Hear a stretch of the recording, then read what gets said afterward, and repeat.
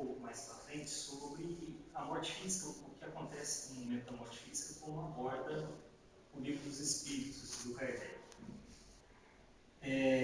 Antes, vale a pena ressaltar que esse assunto me chamou muita atenção para comentar aqui essa noite, principalmente por causa de que 2 semanas atrás a gente comemorou 70 anos dessa casa.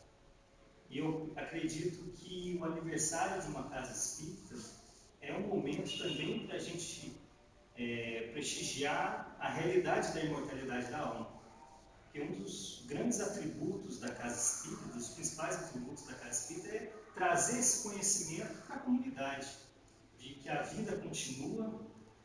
Estamos aqui apenas por uma experiência de aprendizado. Na verdade, a vida na Terra, essa encarnação em si, ela é como uma escola, e aí a cada encarnação é como se fosse uma série que a gente cursa.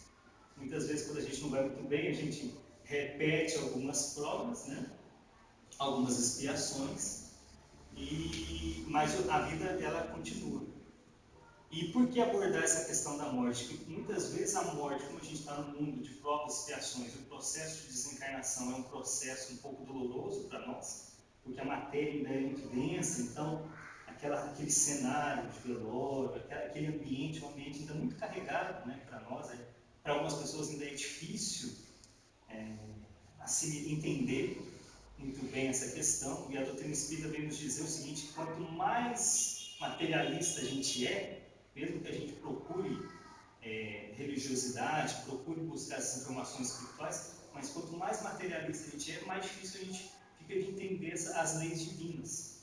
E a morte é um momento que todos nós vamos passar, e que se a gente começar a despertar esse lado, a gente provavelmente vai ter dificuldade ou para enfrentar a passagem de um parceiro, de um conhecido, ou para enfrentar inclusive a nossa desencarnação, que não é um processo, é um processo um pouco complexo de aceitação.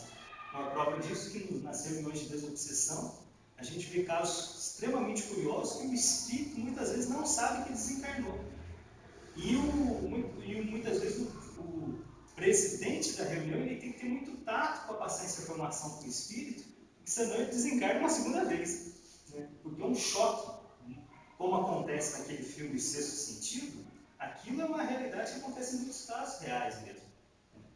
E aí 2 situações que me chamaram, que aconteceram, que me chamam muita atenção, em observar que a vida na Terra é muito, muito rápida. 70 anos, 80 anos, 90 anos que a gente vive aqui, ou mesmo que chegue nos 100, isso não é nada perto da imortalidade. Isso não é nada, né? E a gente já passou isso 30, 40, 50 vezes, umas experiências como essa. E algo que me chamou a atenção é porque quinta-feira da semana que vem, a gente vai lembrar, obviamente, vai completar 20 anos que o Ayrton Senna desencarnou. E é normal a gente ver reportagens na televisão que nos chamam a atenção. Obviamente foi uma desencarnação de uma pessoa que marcou a vida de muita gente se sentiu chocado, tocado pelaquela situação, até por ser um desencarne a partir de um acidente, que a princípio ele estava saudável, né, foi uma situação que aconteceu. Mas o que me chama a atenção é o seguinte: a gente trabalha numa instituição de ensino em que a maioria dos alunos tem os seus dos 14 aos 18 anos. É interessante observar que a desencarnação do Ayrton Senna parece que foi não parece que foi 20 anos. A verdade é essa, não parece que foi 20 anos. E muitos dos jovens de hoje já não são contemporâneos de Ayrton Senna. Olha que coisa incrível. Como que a vida ela é relâmpago mesmo, né? Então, quando a gente menos espera, nossa experiência aqui na Terra já foi. E a prova é as experiências históricas que a gente acompanha, né? Uma outra situação que me chamou muita atenção, por isso eu fiz uma mensagem de imagens, que me tocou particularmente muito, foi a própria desencarnação do sábado do Luciano do Vale, uma pessoa que eu não tive a oportunidade de conhecer, mas uma pessoa que para mim sempre transmitiu algo muito agradável, assim, no seu trabalho, uma pessoa que transmitiu uma energia, né? A gente vibrava com o seu trabalho, né? Eu me senti assim. Então eu fiquei muito entristecido, porque ao 1h30 da tarde, ele estava caminhando para o avião, sentiu uma dor nas costas. 4h30 da tarde, no dia seguinte, ele já estava enterrado. Né? Um processo meio relâmpago, assim. Né? E aí eu lembrei de um caso muito interessante que o nosso Haroldo Dutra fala, que a morte é um fenômeno corriqueiro. Enquanto eu estou falando aqui, centenas de pessoas estão desencarnando. Né? E quem assistiu o filme do André Luiz, como o Nosso Lar, como o livro do Nosso Lar foi psicografado no período da Segunda Grande Guerra, obviamente a equipe de trabalhadores de Nosso Lar estava resgatando os espíritos que estavam desencarnando naquele momento da Segunda Guerra e precisavam de ajuda. Né? Então, só que a gente só sente esse toque, né? Essa percepção quando uma pessoa que a gente tem conhecimento, você não é da nossa família, mas a gente ouvia ele toda semana, né? 2 vezes por semana, né? Quer dizer, uma pessoa presente na nossa vida. Então, só quando acontece uma situação muito próxima na nossa vida, que a gente começa a despertar. E aí a gente começa a entender algumas situações, porque o processo de desencarnação, mesmo que ele tenha uma questão pedagógica a nível de trazer um ensinamento para o espírito que está vivenciando aquela experiência de mudança de ambiente, ele também é uma experiência de aprendizado para os que ficam. Né? Porque muitas vezes esse momento muda a vida de muita gente. Né? Alguns se sentem, às vezes impactam de uma forma que prejudica, a pessoa enxerga um novo obstáculo que tem que superar. Né?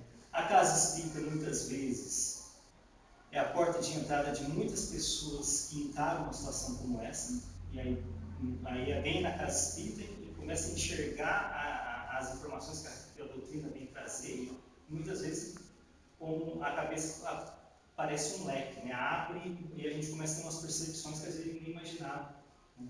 Mas que não precisa, às vezes, nem experimentar essas experiências para a gente abrir esse leque, porque se a gente começar a questionar a vida, né? A gente começar a questionar algumas situações, né? A gente sofre, né? Em algumas situações a gente sofre a vida inteira para morrer no final, para ficar 7 palmos no chão. Não tem muito sentido, isso tem que ter um sentido maior, né? Porque sem esse sentido maior, né? Fica realmente muito difícil a gente lutar para viver, a verdade é essa. Então, quer dizer, o aniversário de uma casa espírita, ela realmente vem para prestigiar essa realidade da que o espírito continua. Né? Somos os espíritos, não somos o corpo físico. A gente apenas deixamos o corpo físico como se fosse uma máquina que não funciona mais, mas a nossa individualidade continua existindo. Né?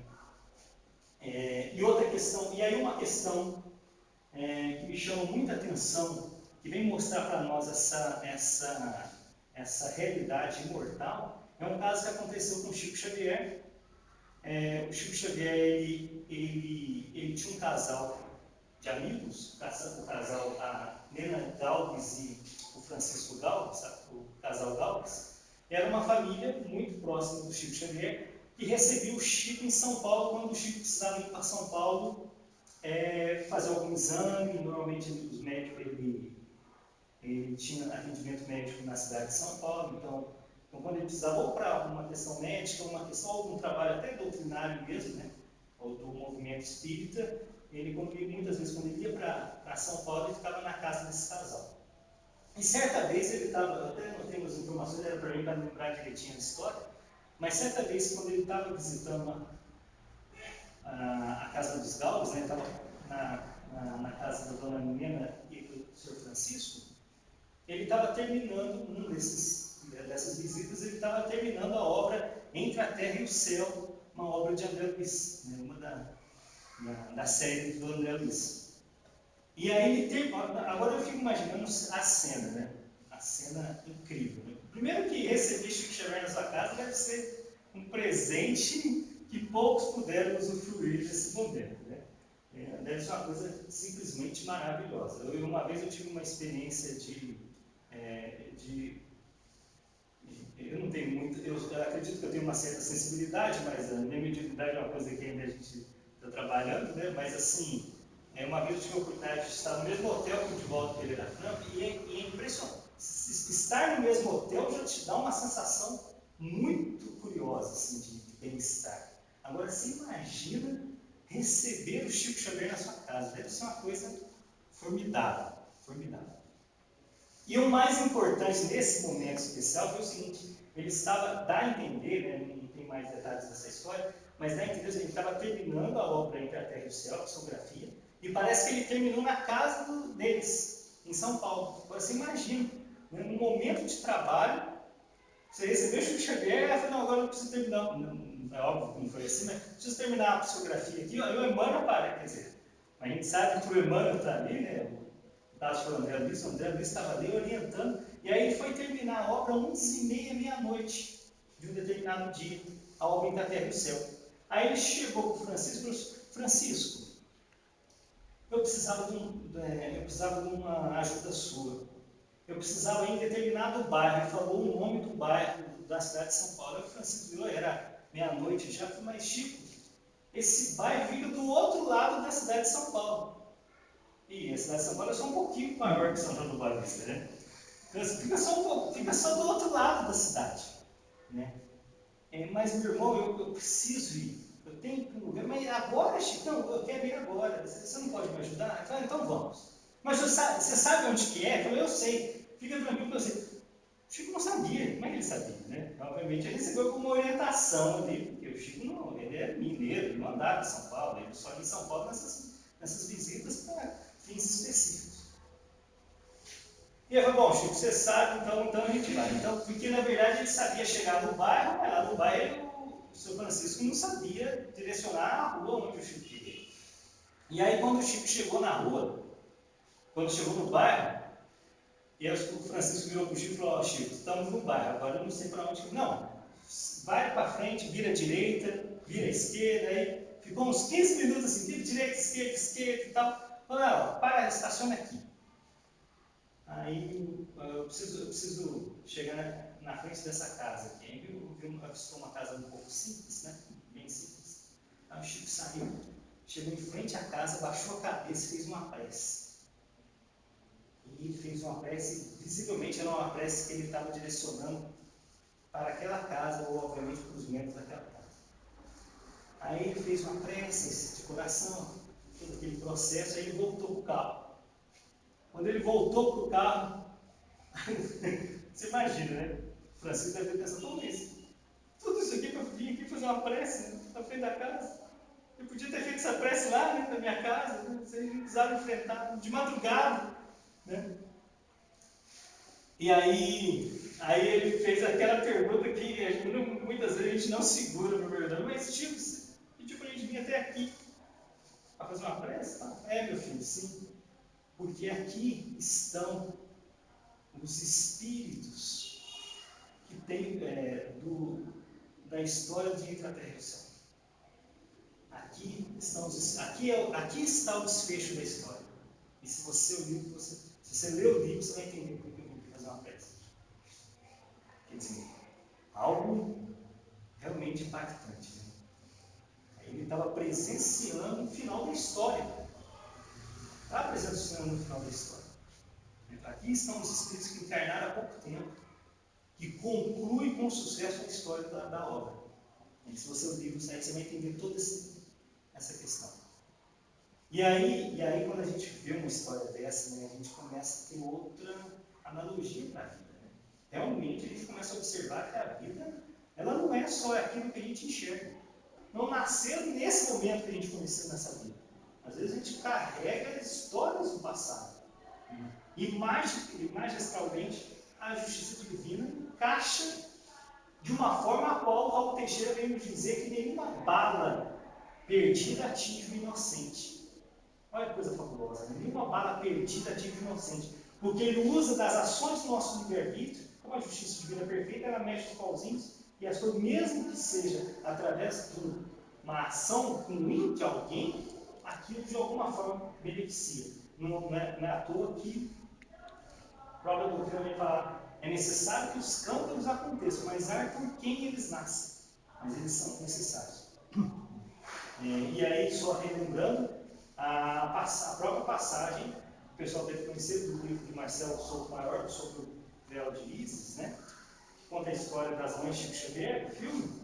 E eu acho que a cena mais, como eu já comentei aqui, vale a pena sempre lembrar, a cena mais quitante do filme é quando Chico chega para a mãe que perdeu o filho e pergunta para ele: você já agradeceu a sua babá? Porque o filho dela tinha caído da bicicleta que estava andando a babá, se não me engano, e a partir daquela queda de bicicleta ele foi para o médico, aí começou a piorar a situação de saúde dele e o menino veio desencarnar. E aí a mãe toma aquele choque, né? Porque a mãe e o pai carregou um sentimento de que a babá foi culpada pela...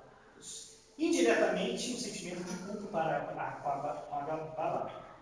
E o Chico é muito interessante, ele não pergunta se ela perdoou, ele pergunta se ela agradeceu. Olha que pergunta forte. Né?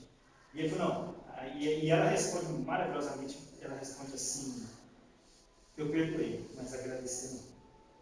Mas devia. E o Chico falou, mas devia. Porque a babá foi um instrumento. O seu menino precisava desencarnar, ele tinha uma programação curta. E ela foi um instrumento. Porque se não fosse ela, poderia ter sido você. E será que você conseguiria sobreviver sendo um instrumento? E aí é fantástico essa questão, porque quebra todos os nossos paradigmas de justiça. Porque a gente percebe que muitas coisas que acontecem na nossa vida têm algo além dos nossos olhos. Né? Tem uma compreensão além. Outro caso fantástico, eu já comentei aqui, o próprio caso que o Divaldo relata quando foi questionado no Rio Grande do Sul, da boate Kiss, né? Quando ele comenta que os espíritos que estão desencarnados, que desencarnaram no fogo lá da boate, estão em situações melhores que os que ficaram. Porque aquela situação era uma prova para as pessoas que ficaram, não para se desencarnar. Olha que coisa. Aí dá um nó na cabeça. Porque quando a gente vê uma cena dessa, a gente fica sempre com dó das pessoas que desencarnam. Mas na verdade era uma prova para os que ficavam, os familiares, os que sobreviveram, pela marca, né? Porque a maioria dos que desencarnaram foram resgatados, foram tratados. E aí a gente vê que isso tem sentido em algumas questões aqui, por exemplo. Pergunta... Não, aí tem a questão da alma nada leva consigo deste mundo, nada, a não ser a lembrança e desejo de ir para um mundo melhor. Lembrança cheia de doçura ou de amargor, conforme o uso que ela faz da vida. Quanto mais pura for, melhor compreenderá a futilidade que deixa na Terra. Muito interessante essa questão. Né? É dolorosa a separação da alma do corpo? É uma pergunta perfeita. É dolorosa? A pergunta que a gente sempre carrega, né? Porque muita gente tem medo de morrer. Né? Eu confesso que eu tinha muito medo de morrer.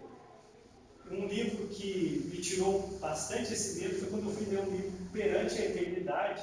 Eu acho que agora mudou o nome. É um livro da Vera Lúcia Marizek.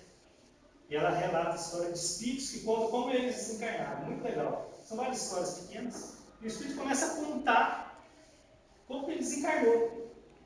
E aí você vai lendo e puxa, e aí você vê que é um processo realmente natural. Né?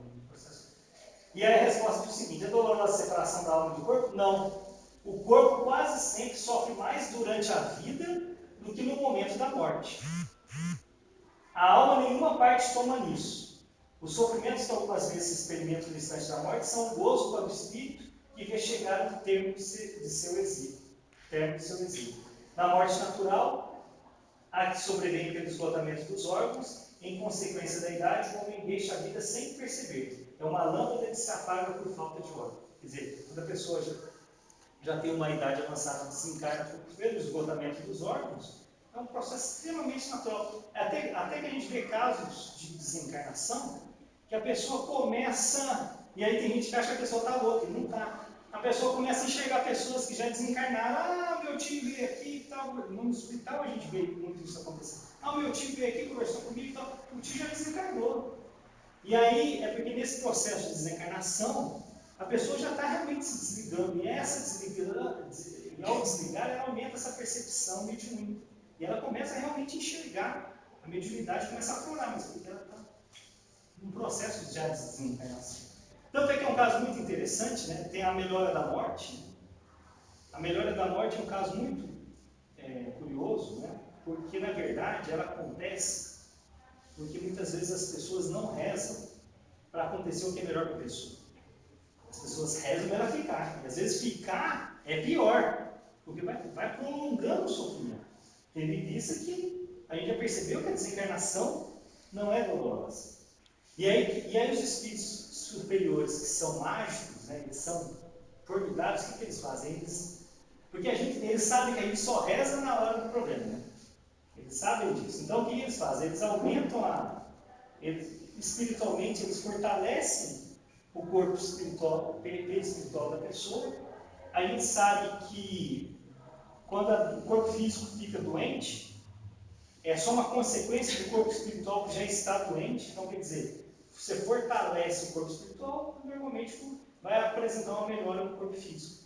Então, normalmente, a melhora da morte, o que acontece? Os espíritos estão tentando desvincular o corpo físico do corpo espiritual, não estão conseguindo porque as pessoas estão rezando para a pessoa não morrer.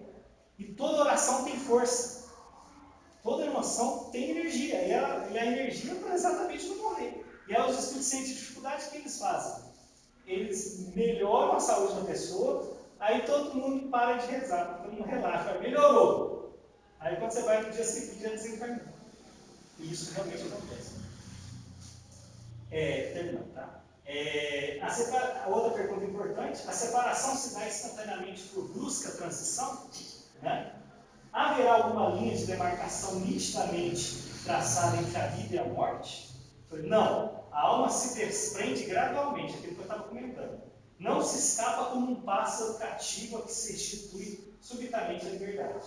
Aqueles dois estados se tocam e confundem, de sorte que o espírito se solta pouco a pouco dos laços que o prendiam. Estes laços se desatam, não se quebram.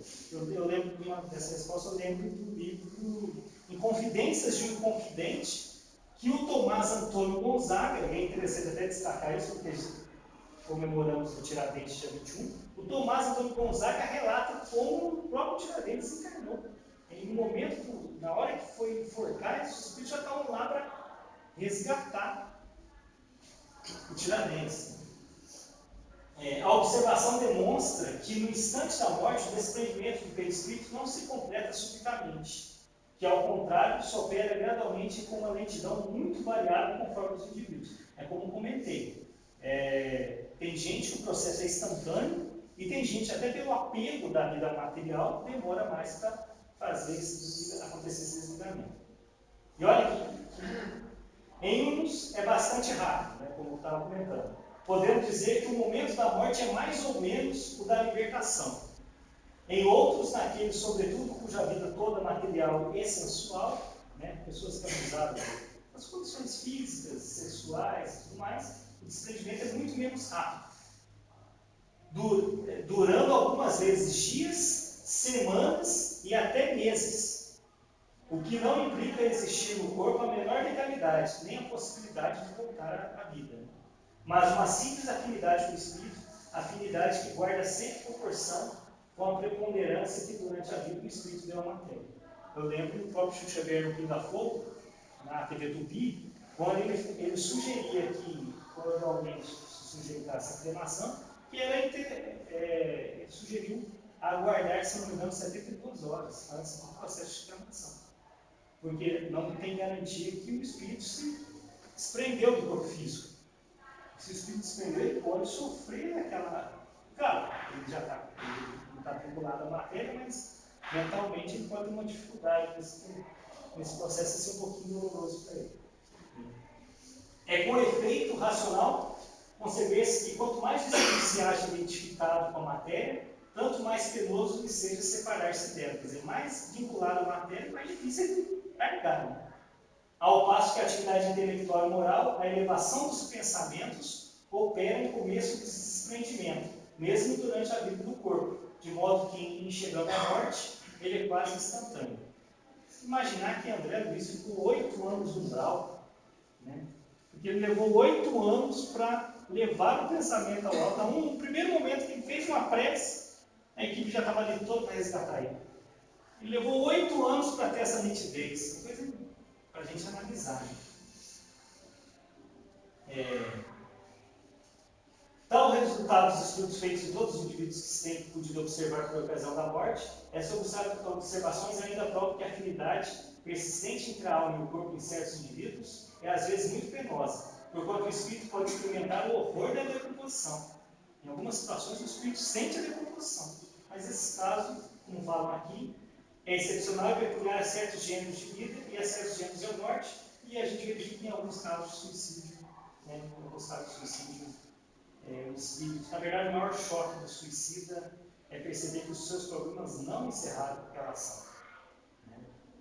No Vale dos Suicidas, por exemplo, como a gente observa no livro de Memórias do Suicida da Ivone Pereira, o Vale dos Suicidas, por que o Vale dos Suicidas é uma região um pouco triste, né? Porque você não sente só o impacto da sua morte, você sente o impacto dos outros. Então você vê pessoas que a bala está explodindo na cabeça do todo, né? Pessoas se jogando do trem. Né? Aliás, tem um caso fantástico nesse sentido, o próprio Divaldo relata, que um espírito apareceu para ele e falou, porque o Divaldo, certa vez, ele comprou um jornal e leu no jornal assim, estava lendo o jornal e viu que um jovem tinha se atirado no trem. E ele ficou tão tocado com aquela realidade, que ele anotou o nome do jovem, e todo dia ele começou a fazer uma oração para aquele jovem. Aí, depois de um tempo, o Espírito apareceu para ele e falou assim: olha, eu vim te agradecer, porque eu estava sofrendo muito, nos poucos momentos de lucidez que eu tinha, eu percebi que alguém estava orando por mim. E essa oração que você fazia para mim, me aliviava o coração. E eram os poucos momentos que eu não sofri. Então, agora que eu já estou recuperado, eu vim te agradecer. E a gente precisa muito orar para os suicidas, porque muitas vezes, aquele ato de desespero, muitas vezes, é um ato que compromete ele ainda por um período que ele vai levar um pouquinho maior para resgatar, às vezes 2 internações, às vezes 3. Mas a gente precisa rezar para eles. Agora, a gente conhece casos, a própria revista Espírita tem casos de pessoas que aplicaram esse ato e foram resgatados. Porque Deus, como diz no próprio livro dos Espíritos, ele avalia muito mais a intenção do que a ação. Então, mesmo que seja um ato contra a vida, Deus avalia pontualmente cada caso. E esse caso não vou prolongar mais, mas esse caso que os espíritos resgataram foi de uma mãe que enxergou no suicídio dela a única alternativa para os filhos dela terem que comer. Porque na Europa, na época, ela era lavadeira, estava chovendo muito, ela estava sem emprego, os filhos estavam passando fome. Ela ia ser presa porque ela roubou uma padaria. E ela se matou porque ela pensou que se ela se matasse, os filhos se tornariam órfãos e o governo seria obrigado a pegar os filhos e alimentar os filhos. Então, essa atitude fez ela provocar o suicídio. E nessa atitude ela foi resgatada. Só que a justiça divina, toda lei, toda ação tem a sua reação. Obviamente ela teria que resgatar na encarnação talvez próxima alguns prejuízos que ela causou ao corpo espiritual. Porque quando você suicida, você prejudica o corpo espiritual. E aí, para você cicatrizar o corpo espiritual, você leva mais tempo do que o corpo físico. Né? A doutrina fala sobre isso. Só adiantando rapidinho. Deixa eu ver. Só mais 3 perguntinhas, vou falar rapidinho. Que sensação experimenta a alma no momento que reconhece estar no mundo dos espíritos? Depende. Se praticaste o mal, impelido pelo desejo de o praticar, no primeiro momento te sentirás envergonhado de haveres o praticado. Com a alma do justo, as coisas se passam de modo bem diferente. Ela se sente como que aliviada de grande peso, pois quem não teme nenhum olhar perscrutador. Na verdade, nessa pergunta a gente lembra do livro Céu e Inferno do Kardec. Que a gente realmente relata as experiências dos assassinos, que quando passa do lado de lá, é uma situação muito delicada. E a gente começa a ter piedade por esses espíritos. Porque eles não sabem o que eles estão causando para a vida deles. O espírito se encontra imediatamente. Essa pergunta. Eu vou terminar com essa pergunta. Aí, quem tiver mais interesse, é só correr lá no livro dos espíritos. Então, eu vou concluir com essa pergunta maravilhosa. Né? E a gente sempre tem essa dúvida, né? A gente sempre carrega carrega essa dúvida no nosso coração. O Espírito se encontra imediatamente com os que conheceu na terra e que morreram antes dele? Essa resposta é maravilhosa, sim. Né? Conforme a afeição que lhes botava e a que eles lhe consagravam.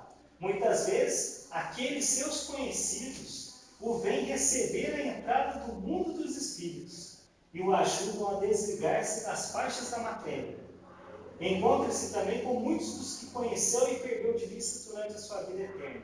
Vê os que estão na eternidade, como vê os encarnados e os vai visitar. Então foi essa mensagem que eu gostaria de passar, espero que tenha sido um pouquinho esclarecedor. E é isso. Obrigado. Você só deixando dizer. Vou deixar. Então, agora vamos passar para a segunda parte da reunião. Eu convido os que vierem passistas, dirijam a sala em paz.